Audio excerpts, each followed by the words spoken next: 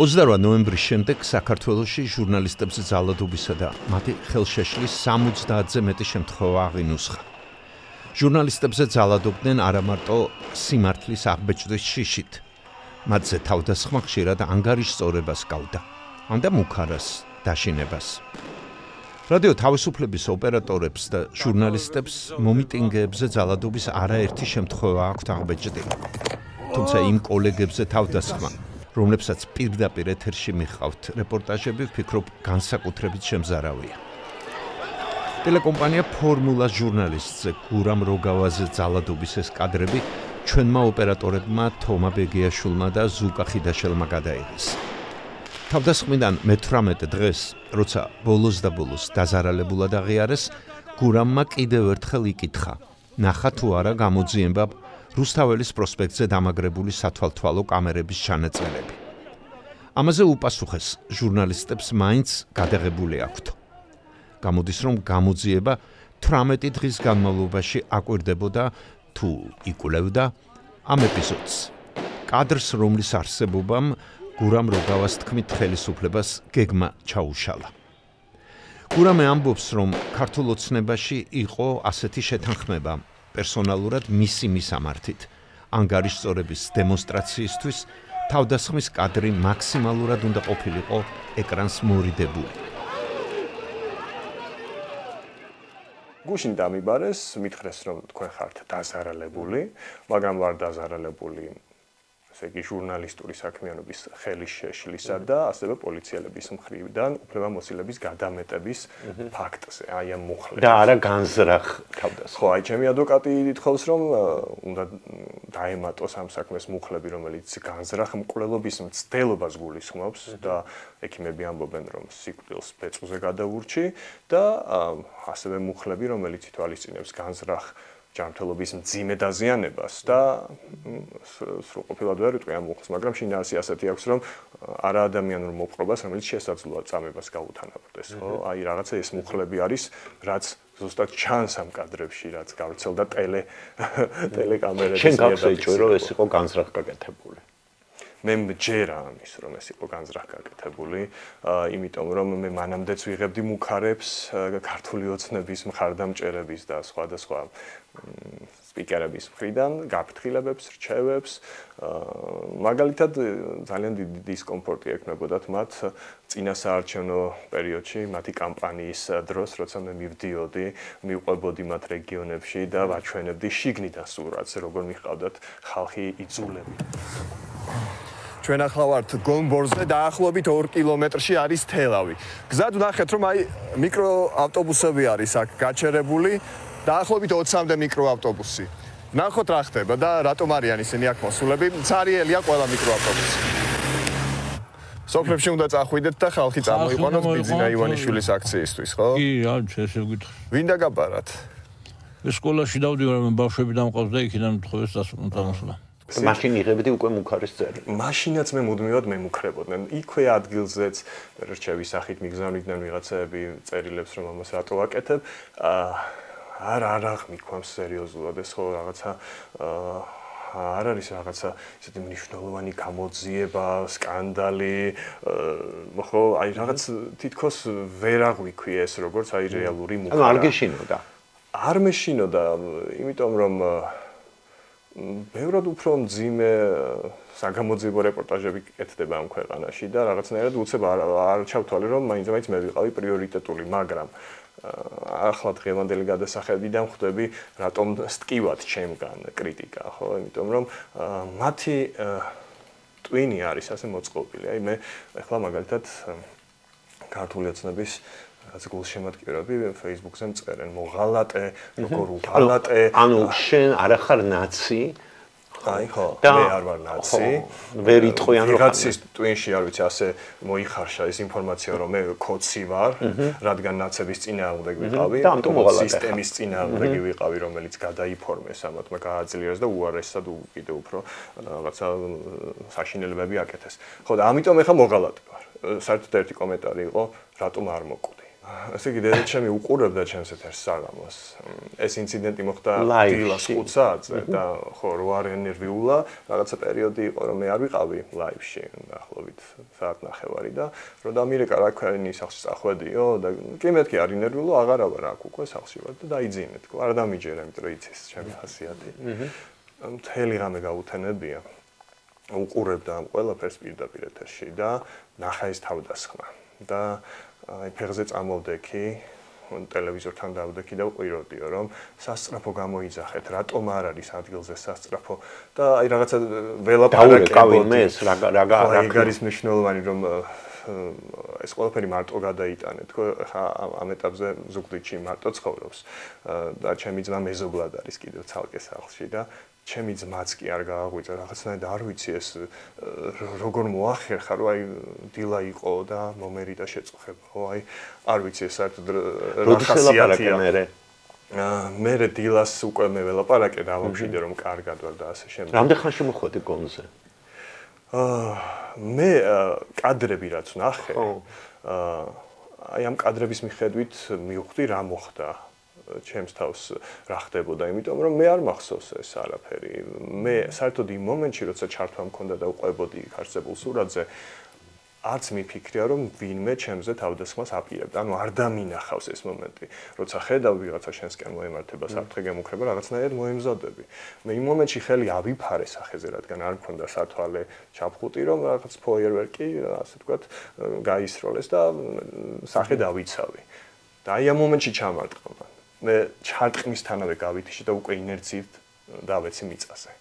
აი ხერხემალზე მეტად ეხლა მტკივა სახის ეს ნაწილი. ხო. იმიტომ რომ ეს ძვალი არის გატეხილი და აი ხეჭვაც კი მიჭირს აქეთა მხარეს. იმიტომ რომ თვალი გადარჩა საბედნიეროდ. ხო, ჯერჯერობით კიდევ დაკვირვება. რომ ამათ ცოტა თვალში უყვართ. თვალში უყვართ. ხო, რა საინტერესო არის. თვალში უმიზნებენ. ხო, და ეს ხო რაღაცა უკვე სისტემატიური, რაღაცა ტენდენციური ხასიათი აქვს ამას და არ არის ეს შეცდომა. მე დარწმუნებული ვარ, გოგი, ეს არ იყო შეცდომა, ეს იყო მიზანმიმართული თავდასხმა და საჩვენებელი თავდასხმა. აი ეს უნდა ეჩვენებინათ, პირდაპირ ეთერში უნდა მომხდარიყო ეს, უნდა ჩაეტყათ ჩემთვის სასიკვდილოდ და მე უნდა ეთქვათ, რომ აი ეხლა აღარც კი გამოვიძიათ, ვერასოდეს ვერ გაიგებ ვინიმალება ამ შავი ნიღბის უკან.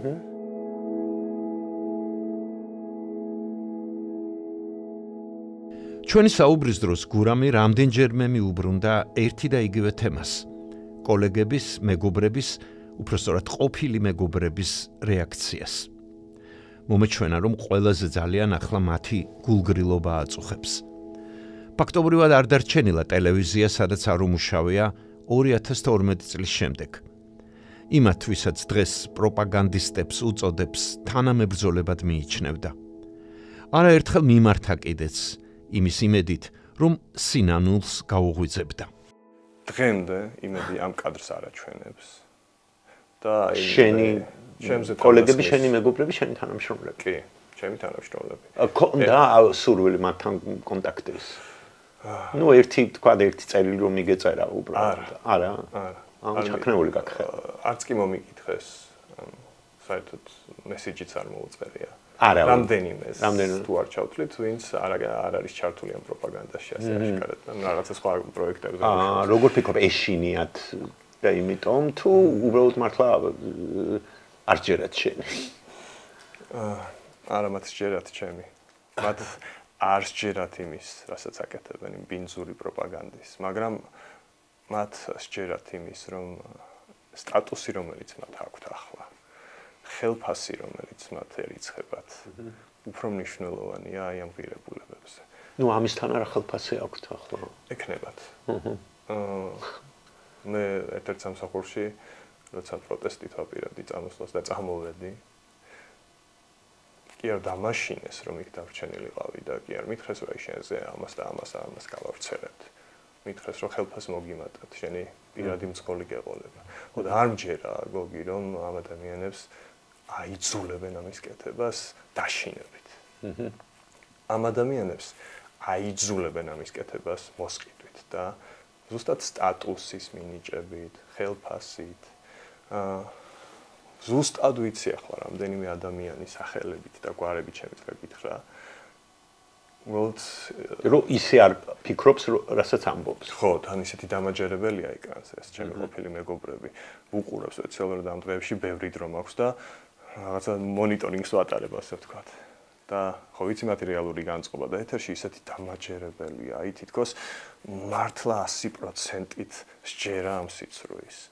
და აი რატომ უნდა უღირდეს ამის კეთება? თუ არა მართლა რაღაცა სტატუსი და კარგი ცხოვრების ისე შენ წამყვანი და სახე ხარ ტელევიზიის და გადაწყვეტე რეპორტერობა ამ სიტუაციაშიც კი, როდესაც სახე ძალიან ბევრი სტუდიაში ზის და იქიდან მიყავს გადაცემა. რატო გადაწყვეტე? მით უმეტეს თუ ასეთი მუქარები იყო და ნუ საშიში იყო უბრალოდ. ხო, ამის გარეშე არ შეგიძლია მე როგორც ხედავ. ანუ ეს ყველაზე ძალიან გიყვარს ეს საქმე. კი, ყველაზე ერთ-ერთი მიზეზი მე რატომაც გავხდი ჟურნალისტი, იყო ის რომ ომების მიმართ რაღაცა ამოუხსნელი ინტერესი მაქვს და ყოველთვის მინდოდა როგორც რეპორტიო სულ ომებში მემუშავა და რაღაც ნაწილობრივ ავიხდინე ეს. ხო, გამიშუქებია ისრაელის, სირიის, უკრაინის კონფლიქტები, ყარაბაღში კონფლიქტი და ოღონდ ეს მაინტერესებს იმიტომ რომ შიგნიდან მინდა დავინახო რაღაცეები რაც ნიუსში არ ჩანს ხოლმე. ანუ სტუდიაში ჯდომა კომფორტულად ამას გირჩევნია იქ იყო.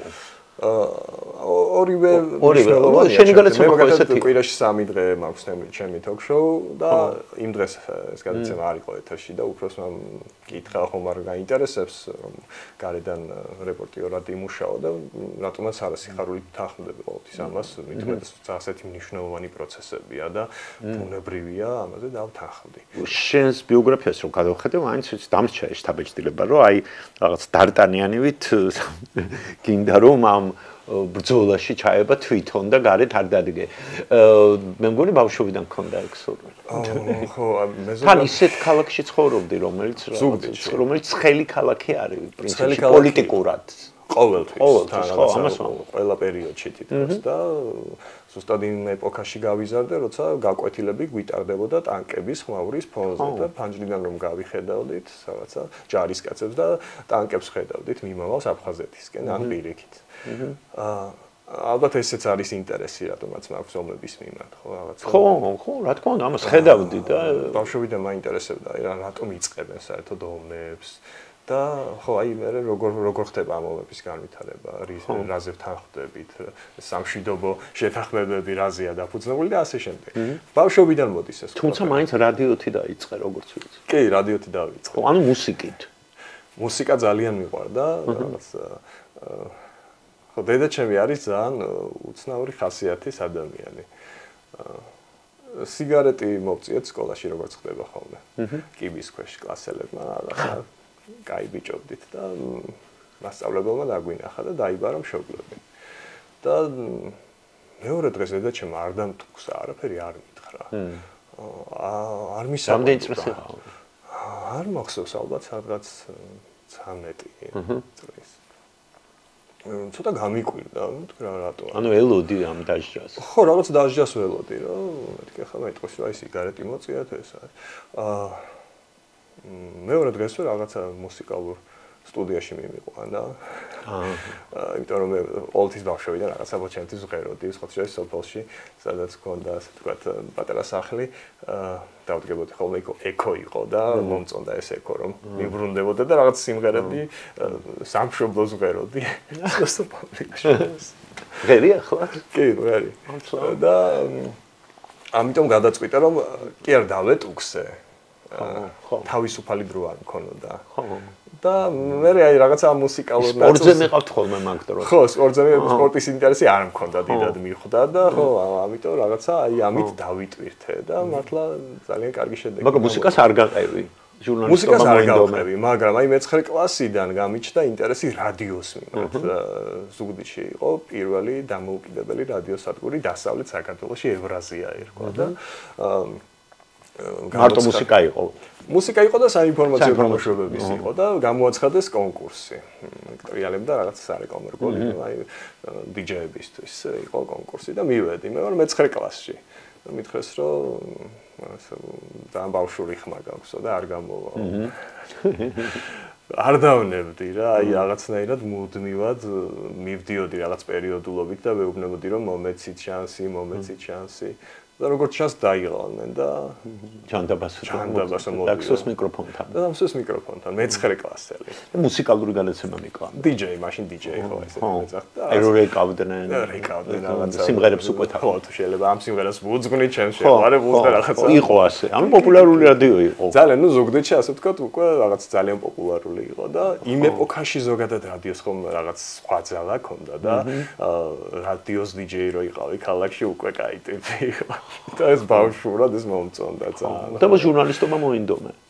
ხო, მანამდეც უკვე მე მინდოდა ჟურნალისტობა, მაგრამ აი ეს იყო ეს სივრცე სტუდია რადიოს სივრცე, სადაც აღმოჩნდი, ძალიან ინტიმური, საინტერესო იყო ჩემთვის და მივხვდი რომ აი ეს მიკროფონი, ეს საშუალებები უნდა გამომეყენებინა სამომავლოდ, რომ რაღაცა ზუსტად აი ეს იდეები რაც მე მქონდა, მიმეწოდებინა მაყურებლისთვის თუ მსმენელისთვის თუ რა ვიცი ვინც იქნებოდა. ხო და საერთოდ მე ჩამოხვედი თბილისში, ხო? ხო, როგორ იყო, იცი? რადგან ამ რადიოს ხო ასე მივეჩვია, ასე მომეწონა ეს გარემო, მაშინ იყო ფორტუნა ძალიან პოპულარული თბილისში და აი რაღაცა პირველ მიზნად ეთქონდა რომ ფორტუნაში უნდა ვიმუშაო. ეს ის პერიოდია, როცა სკოლის განათლება არ არის საკმარისი, რომ უნივერსიტეტში ჩაირიცხო. ჩემს ოჯახს ამ პერიოდში არ აქვს საშუალება იმის, რომ მე ცალკე რეპეტიტორებთან ვიარო. და მე როცა ვთქვი სახლში რომ ჟურნალისტიკაზე უნდა ჩავაბაროთ ესეუში, ჩემმა ძმამ დამცინა. ვერ ჩააბარებ. ხო. აი შენ რანაირად არ გვაქვს ფული რომ ჩაგიწყოთ. არ გაქვს განათლება რომ საერთოდ ხა გაიარო ეს გამოცდა და მითხრა რომ აი ჯიხურს გიყიდი, პროდუქტებსაც გიყიდი რაღაცებს და დაჯექი და რაღაც შენი პატარა ბიზნესი გექნება ამ ქალაქში და იცხოვრე რა მშვიდად. მაგრამ დამაბულინგა ასე ვთქვათ და დემოტივატორი იყო სულ რაღაცა ჩემი ძმა. არაფერი არ გამოგივა და ჯერ ერთი რომც ისწავლო, მე სამსახურს მინდა გაწყებინებს იქ რაღაცა მაფიოზური კლანებია და არა შევარნაძის დროა? კი. ეს განწყობები ხა თქვენთვის სწორია ხო? რომ ყველგან ჩაწყობა, ყველგან რაღაცა ხდება, რომ წარმოუდგენელია ეს. აი დედა ჩემი დღემდე რატომ არის ჩემთვის სუპერ გმირი. რომ ჩემს ძმას ყველას ვისაც ჩემი არ სჯეროდა უთხრა რომ ჩვენ ყველაფერს გავაკეთებთ. აი დაქრუებული ქალი ამაყად მკიდებს ხელს. რამდენი წლის იყო მამა რო გარდაიცვალა? 10 წლის ვიყავი. და მას შემდეგ მახსოვს კი, კარგად მახსოვს. და მას შემდეგ დედა ჩემი იყო, ჩვენთვის მამაც, დედაც და ყველაფერი, არ ვიცი, დღისით ერთ სამსახურში მუშაობდა, ღამით, ალბათ ხო, არ ეწყინა რომ თქვა, თხილის ქარხანაში თხილს არჩენდა და რომ ჩვენ რაღაცა საარსებო გქონოდა. და აი ამ ქალმა ჩამჭიდა ხელი და მიწამოვიდეთ ახლა და თბილისში და გამოცდები უნდა ჩავაბაროთ. გამოცდები მაშინ სხვა პრინციპით ტარდებოდა. იყო თავისუფალი თემა ჟურნალისტებისთვის. პირველი გამოცდა იყო ეს. უნდა აგერჩია რამდენიმე თემიდან ერთ-ერთი. და ერთ-ერთი იყო წერილი პრეზიდენტს. ედუარდ შევარდნაძეა პრეზიდენტი. გიორგი სანაიას მკვლელობა. რაღაცა ესეთი მნიშვნელოვანი ფაქტი. ისე 2002 წელია. 2002 წელი. ახლა მე ხო არ ვიცი აქ ჩამოვედი ზუგდიდიდან რადიოს DJ პატარა ბავშვი რომელიც ვერ ერკვევა ამ პოლიტიკურ ნიუანსებში და არ იცის ეს კონიუნქტურა დიალექტი ქონდა მეგრული არა ალბათ უფრო რადიოს გავლენით ხო იქ რაღაცა მომეცადინებდნენ მეუბნებოდნენ ასე თქვი ისე და ალბათ ხო ამის გამოც რომ მე 9 კლასიდან მართლა სკოლის დამთავრებამდე სულ მუშაობდი და ეს თავისუფალი თემა რომ ავირჩიე თამამად დავწერე ყველაფერი რა არ მქონია ის შეგრძნება რომ აი ახლა მე თუ შევარნაძეს გავაკრიტიკებ უნივერსიტეტში არ მიმიღებენ და უკვე მეორე გამოცდაზე რომ მივედი შევდივარ და რომ რეგისტრირდები რო გავა ერთი წამითო ეს რეგისტრატორი მაჩერებს რაღაც ვიღაცებთან მაკავშირებს აი ეს არის მოვიდა რაღაცა ესე ფიზიშვერენ ჩემკენ ვერ ხვდები რა რაშია საქმე. ეს არის იმ თემის ავტორი. და ნუ აღმოჩნდა რომ ბობხაძისთვის, ყველასთვის ვინც კომისიაში იყო, ფაქტები რომელიც იქ ჩავწერე, პოზიცია რომელიც დავაფიქსირე, იყო იმდენად შოკის მომგვრელი ეს სითამამე რომ მოეწონა. ოღონდ მე არ გამიკეთებია ეს რაღაცა მიზან მიმართულად, ხო გულუბრყვილად ბავშვურად, რაც იმ მომენტში ჩემთვის ტკივილი იყო, გადმოვეცი ფურცელზე, არ მიფიქრია იმაზე, რომ შევარნაძეს თუ ავაკრიტიკებდი იქ რაღაცა, ამბავი ატყდება და არ ჩამრიცხავენ. პირიქით. სხვა დრო იყო. ამის მერე მე ველდა არასოდეს არ მიგრძნია არავის მხრიდან რომ მე ვინმეს მიმართ ვალდებულება მქონდა, ხო? მიუხედავად იმისა, რომ ამდენ მედიაში იმუშავე. ანუ როგორც კი იგრძნობდი, როგორც მე რჩება ეგეთი შტაბ-ჭრილება, შენ ტოვებდი იმ მედიას. კი. და მე ჩამოთვალოთ ეს დღემდე არის. რაღაცა იდეალები იმედი საზოგადოებრივი მაუწყებელი. TV9 მანამდე. ხო. ბიძინა ივანიშვილის ტელევიზია. ხო, და სადაც ვიმუშავე იმის გამო, რომ რაღაცა მაშინ მჯეროდა, რომ სისტემა უნდა შეცვლილიყო. ოღონდ ბიძინა ივანიშვილის მაშინაც არ მჯეროდა, მაგრამ ალტერნატივა არ იყო რა. აი მაგალითად რესპუბლიკელები, ალასანია, აი ეს ნაწილი იყო. შეხვედრე ხარ ივანიშვილს? ერთხელ იყო ზუგდიდში ჩამოსული გადაღებაზე. და ხო, მაშინ შევხვედრი. შენ მაშინ სად მუშაობდი? მე-9 აღზე. მე-9 აღზე. კი, და ინტერვიუც ჩაწერე? კი, ოღონდ ეს ინტერვიუ არ იყო, აი კომენტარი, რაღაც ღონისძიების შემდეგ კომენტარი და მაშინ მადლობა მითხრა მან, რომ ის რასაც თქვენ აკეთებთ ახლა არის ძალიან დიდი გმირობა და მას საერთაშორისო ორგანიზაციებთან შეხვედრების დროს მე როგორც შემდეგ გადმომცეს ხშირად უხსენებია ჩემი მაგალითი, რომ აი როგორ ავიწროვებენ ჩვენს ჟურნალისტებს და ისინი მაინც თამამად რეალურად გავიწროვებდნენ, ხო? რეალურად მამიწროვებდნენ. ჩემი ძმა, ჩემი რძალი მუშაობდნენ ზუგდიდის თეატრში და იმის გამო რომ აძე იყო ზეწოლა, იძულებულები გახდნენ რომ წამოსულიყვნენ სამსახურიდან. გარდა ამისა მუქარები იყო ჩემი სამართით. ოღონდ მაშინაც რაღაცა საგამოძიებო რეპორტაჟებს კი არ ვაკეთებდით, გოგი, ანუ ძიმე სოციალურ პრობლემებზე უყვებოდი მაყურებელს. აჩვენებდი რაღაცა ესეთ თემებს, რომელიც გაჭირვებას, სიდუხჭირას ეხებოდა და ბუნებრივია ხო ძალადობრივ სისტემას, რაც იყო პოლიციაში. და ამის გამო ვიყავი სამიზნე, მუქარის სამიზნე, მაგრამ აი მაშინ ეს მუქარები მუქარად დარჩა, რა თქმა უნდა, იქ იყო მცირე ინციდენტები, შეხლა შემოხლა, ასე შემდეგ უშუალოდ გადაღების დროს, მაგრამ ასე ხერხემალში ჩემთვის მაშინაც არავის დაღუტყავს, როცა პირიქით მირჩევდნენ რომ ქვეყანა დამეტოვებინა. და რისთვისაც მაშინ ვიბრძოდი სისტემა რომ უნდა შეცვლილიყო ჩემი გულუბრყვილო დამოკიდებულებით და რაღაცა იდეალებისადმი ჩემი ერთგულებით. რა მივიღეთ დღეს? როდის გაიაზრე ეგ? ასე ერთბაშად არა, ხო? ხო, ერთბაშად არავინ არ იაზრებს. ნაწილ, ხო. აი ახლა უკვე გავიაზრე და ახლა აი ალბათ სანამ მართლა შენ არ მოგწუბებიან ხერხემალში ვერ გაიაზრებს ვერავინ. აი რაღაცნაირად ასე ვხედავ ამ ფაქტებს, იცი? იმიტომ რომ დღემდე ჩემი ძალიან ახლობლები ამბობენ რომ ვაზვიადებთ, ვიგონებთ. დღემდე ადამიანებს ჯერათ რომ ქართული ოცნება ღირსებით ევროპისკენ მიგვათრევს. ხო და რანაირად? და მეც ალბათ ამ კატეგორიას ვეკუთვნოდი რაღაც პერიოდში. აი ახლა ხანო რო ამბობ, თქვა 2020 წელი იყო, 5 ივლისი იყო, რა ვიცი, ძალადობის ფაქტები ხო, ბევრი იყო. მაშინაც აზამტეხი ჩემთვის იყო ლექსო ლაშქარავა. აი შენც გაიხსენე და იმეც დღემდე ჩემზე თავდასხმის ფაქტი არ უჩვენებია, ვიდეო მასალა ეთერში არ გაუშვია ხო. დაახლოებით იგივე მოითხოვეს ჩემგანაც. უნდა არ ვთქვამთ რა ხო დამალე ეს ფაქტი და კადრები არ გაუშვათ, მაგრამ მითხრეს რომ შენ მაშინ იყავი საზოგადოებრივ რუსთავიორზე.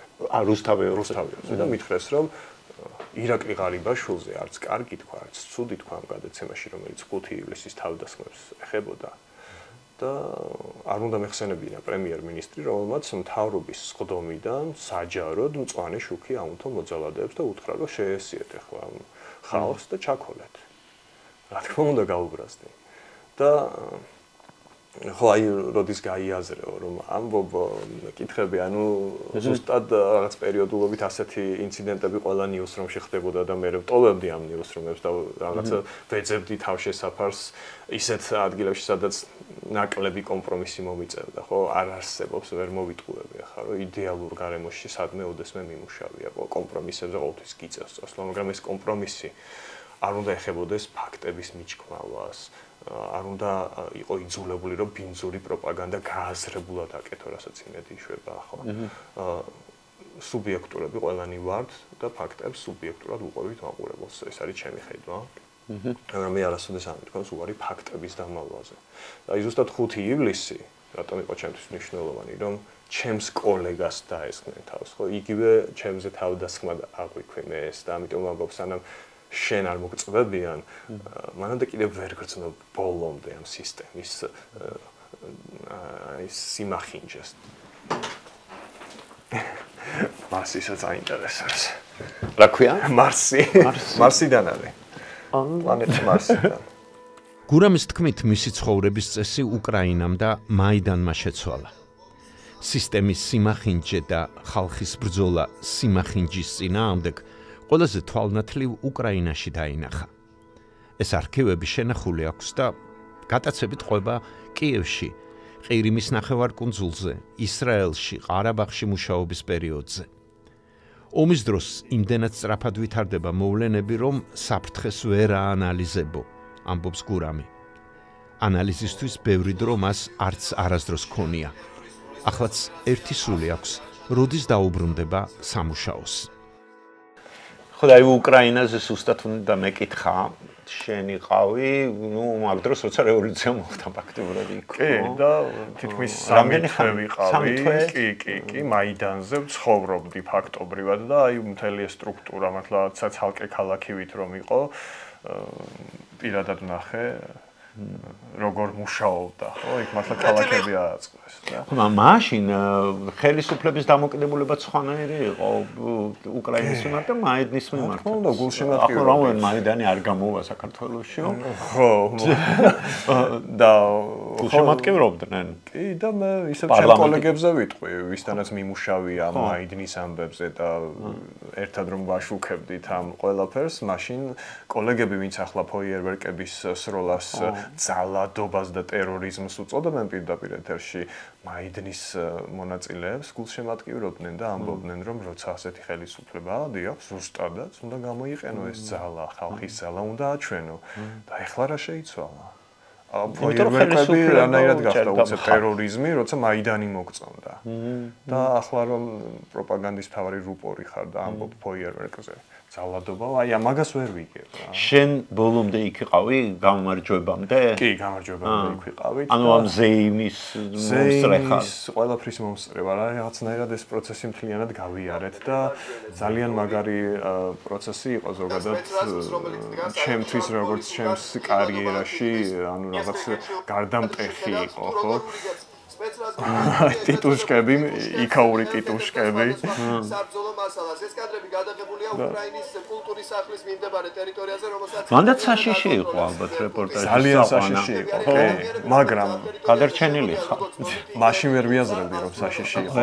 ახალბედა ჟურნალისტი რომ ხარ, აი ამ რაღაც რისკებს კარგად ვერ აანალიზებ. ახლა რომ ვუყურებ ამ კადრებს, რაღაც მომენტებს, რა ახლოს ვიყავი საფრთხესთან, მაშინ არც კი გამივია თავში რომ შესაძლოა ეს ყოფილიყო საბედისწერო. ხო აი რაღაცა მართლა ბარიკადებზე გვიწევდა ცხოვრება და იანუკოვიჩის ხალხისგან წინააღმდეგობა არ შეხვედრია ანუ ოფიციალურ დონეზე კი იქ ვიყავით ჩვენ მაშინ იანუკოვიჩის მომხრეების მიტინგებიც იმართებოდა ხო იქ კონტრაქციები და იქაც მივდიოდი და იქაც ხო უკმაყოფილება იყო რუსები იყვნენ ძირითადად? ძირითადად ხო არ ვიცი ალბათ რომ დამჭირდება მაგრამ ხო იქ ალბათ მეგობრები გაიჩინა ბევრი გაქეხა ურთიერთობა კი შენი ამბავიც იციან? იციან გულშემატკივრობენ და ხო ხელისუფლება ამას თავისი ბინძური პროპაგანდისთვის იყენებს მაგრამ ზოგადად ისინი ხედავენ ამას როგორც იგივე სცენას რა, რაც რუსეთმა უკრაინაში თავის დროზე სცადა, ახლა საქართველოში იგივე მოდელი გადმოიტანა. ეს არის იანუკოვიჩის სასახლე, სადაც როცა ის გაიქცა, ჩვენ შეგვიშვეს და ვათვალიერებდით მის სიმდიდრეს და ან კორუფციის შედეგი ნათელი მაგალითი იყო ეს და ძალიან მნიშვნელოვანი იყო ეს დასკვნითი მომენტი, რომ აი საცხოვრებელი სახე. კი, იანუკოვიჩის ერთ-ერთი აგარაკი იყო. ნაძვის ხე.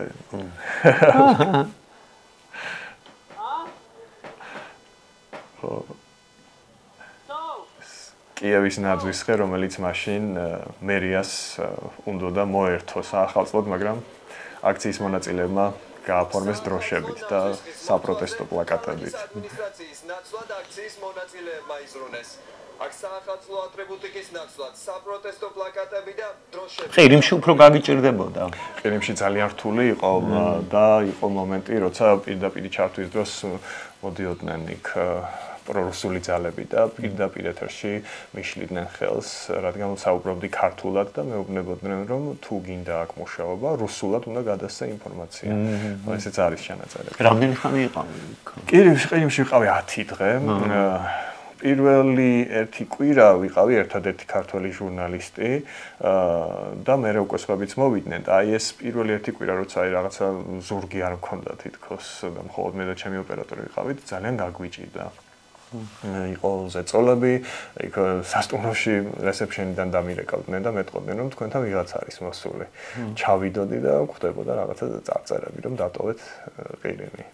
და ხო, ეხლაც მე რასაც გრძნობა ჟურნალისტების მიმართ ძალიან შეიცვალა დამოკიდებულება ამ პროცესებში.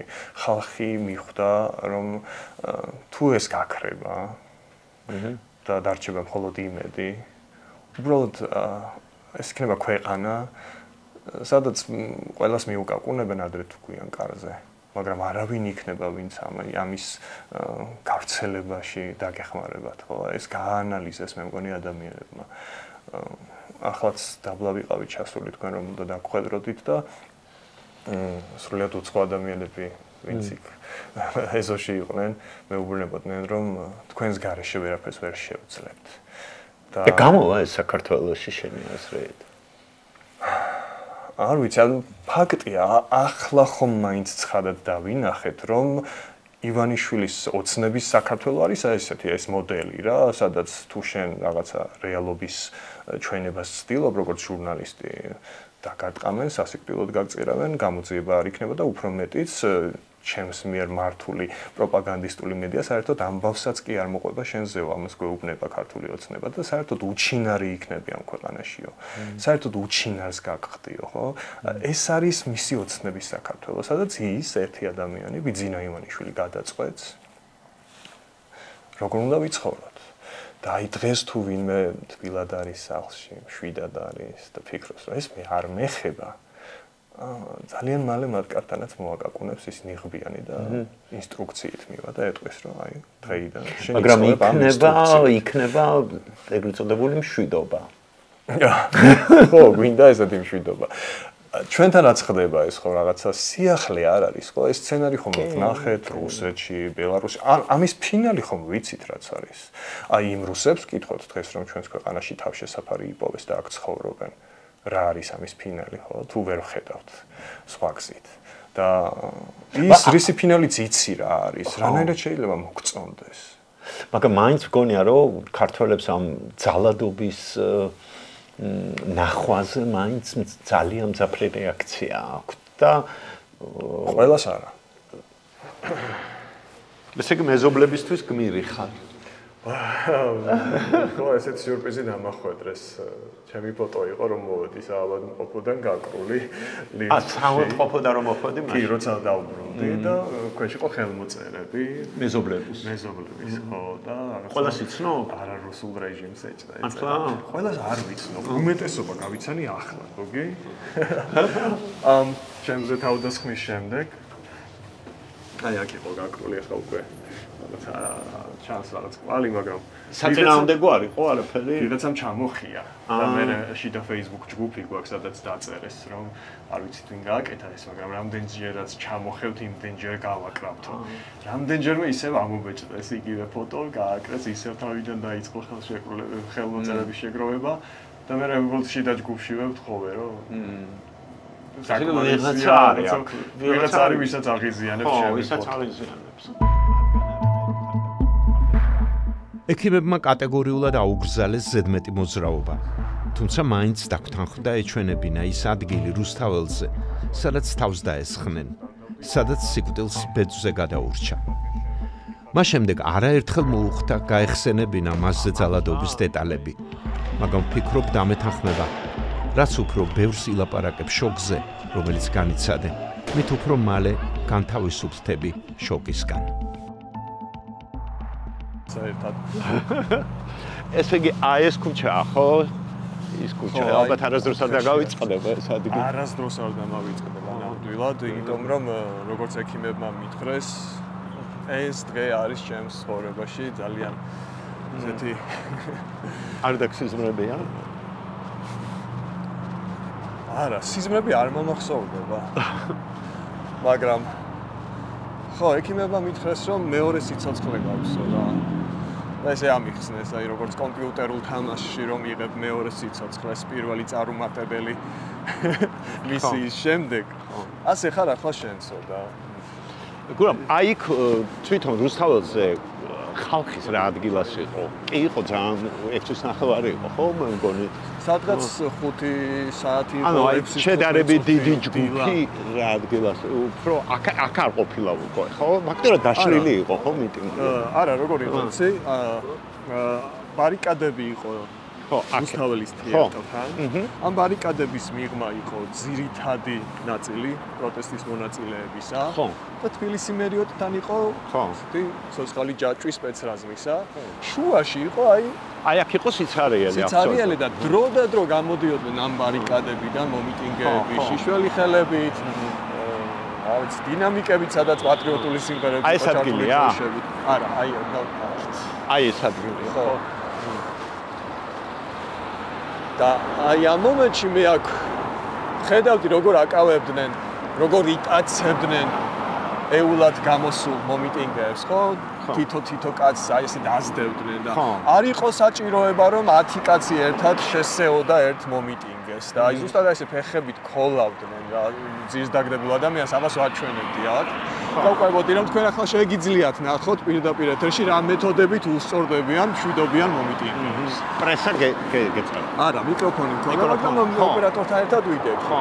და აი ამ დროს რაღაც ფოიერვერკი გაისროლეს და თვალები რო დამეცვა, აი ესე რაღაცნაირად ესე ვაკეთებ ხელს. და მაგ დროს არც მინახავს მე რომ ვინმე ვცდილობდა ჩემზე ძალადობას. ოპერატორმა დაინახა. ოპერატორმა გვიან დაინახა. უკვე მე ძირს ვეგდე აქ. და ოპერატორი როგორც კი მიხვდა რომ მე რაღაც შემემთხვა, მოტრიალდა. და ჩვენა კადრი როცა უკვე ჩანს როგორ გარბის ეს სპეცრაზმი. თუ შენ მართლა სამართალდამცველი ხარ, დამაკავე თუ რამეს ვარღვევ და წამიყვანე.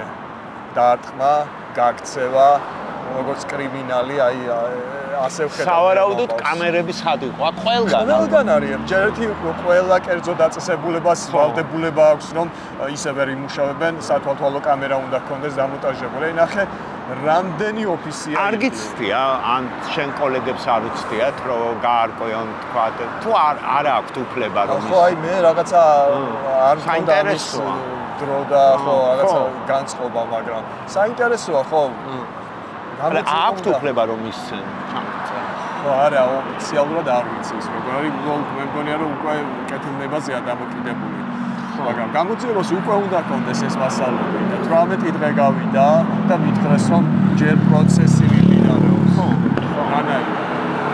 არ ვიცი, ჯერ აი თბილისი მერიოტთან ხომ ყველა ვარიანტში რამდენიმე კამერა იქ.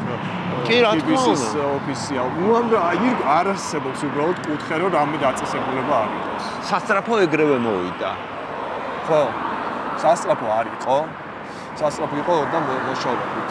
და მე როცა დამარტყეს აქ ჟურნალისტები დამეხმარნენ, ნანკა კაჯაია იყო კადრში, რომელიც ამ სისხლს აი თვითონ რაღაცა ოფლი იყო, ისე მწმენდა და მათხოვებდა, რომ ვეკითხებოდი რა მჭირს. არაფერი, ჩემო პატარა და სხვა ესე წლები ესეთი მიმართვა გვაქვს ერთმანეთის მიმართ, ჩემო პატარა. კი, მეგობროთ, მე და ნანუკა ძალიან ახლო მეგობრები ვართ და ჩემო პატარა ეს არის ჩვენი მიმართვა და აი ასეთ დროსაც ესეთ რაღაცა სტრესულ გარემოშიც ზუმეცინება ამ კადრებს, აი რაღაცა ოფლივით მწმენს ამ სისხლს და ჩემო პატარა არაფერი არ გჭირს, ჩემო პატარა. ძალიან მიყვარს ნანუკა, აი რასაც ის აკეთებს. კი, გმირია ნამდვილად, რომ არ იღლებან ეს ენერგია საიდან. თორე ჟურნალისტებმა წამიყვანეს მე სასწრაფოსთან. ამ ყველაფერს ხო დედა ჩემი უყურებდა ეთერში და ზუსტად ეკრანის წინ ყვიროდა თუმცა რომ სასწრაფო გამოიძახეთ და არ იყო ამ პერიმეტრზე სასწრაფო და ფეხით გავედი. აი ამით სადღაც ალბათ 300 მეტრამდე გავიარე ფეხით და ექიმებმა რომ ნახეს ეს კადრი ამ დაზიანებით ფეხით შენი ფეხით სასწრაფომდე რომ მიხვედი აი საერთოდ როგორ გადარჩი როგორ არ დაიძრა ეს მალა იმ ტკივილი იგძენი მაშინვე საშინელი ტკივილი იყო უნდა აი თავის ტკივილი უმეტესად და ვერ ვიგებდი რატომ იმიტომ რომ მე თავდასხმა არ მახსოვს და უცებ გონების დაკარგვის შემდეგ რომ გავიღვიძე და ვნახე რომ სისხლი მდიოდა საშინელი ტკივილი მაწუხებდა ვერ ამოხსენი რატომ და ეს იყო პირველი შოკი თითქოს აი ბოლო ჩემს მეხსიერებაში ბოლოს რაც იყო ის რომ მე პირდაპირ ეთერში ვიყავი საუბრობდი მე გავიქიშე ვიღვიძებ სისხლიანი და ვერ ვიგებ რატომ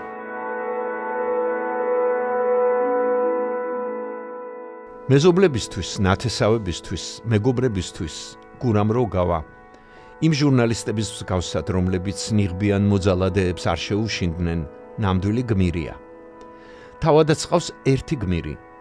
ჩემი ცხოვრების გმირიო, ასე ამბობს დედა, რომელიც დღეს მისთვის ლოცულობს.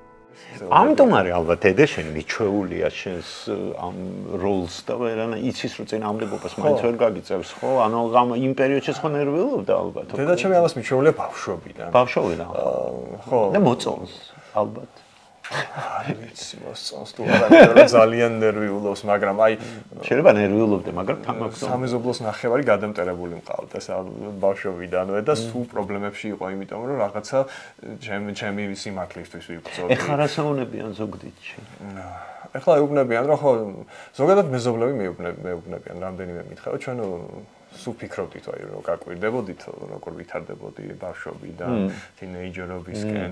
აი სულ გიკავშირებდით ამ პროფესიას, რომ რაღაც ჟურნალისტი უნდა გამხდარიყავი. ერთმა მითხრა, ან კრიმინალი გამოხვიდოდიო, დაგიჭერდნენ რაღაცა ამ შენი მებრძოლი ხასიათის გამო, ან ხო ჟურნალისტიო. იმიტომ რომ სულ რაღაცას ვაპროტესტებდი, აი სამეზობლოშიც ხო. ხო და აი ხა ამ ამბების მერე, დღევანდელი ამბების მერე, იცი მათი რეაქცია როგორი არის? და არ გიყვება? კი, ქუჩაში მივდივარ და ვთქვათ მაჩერებენ და მე რაღაც ცნობენ უკვე და კი და სულხარია რომ ხო მისთვის დიდი ძალა აქვს ეკლესიას და აი რომ მიდის ეკლესიაში მეუბნება რომ აი მამაო შენი თიწყებს ლოცვას სულ გახსენებს და ეს ძალიან უხარია და მისთვის ეს არის ძალა კაცმრევლი ეუბნება რომ აი როგორ არის თქვენი ვაჟი ხო კარგად არის ძლიერად უნდა ვიყოთ და აი რაღაცა ან უგეშებენ და ეს ძალიან ამხნელებს.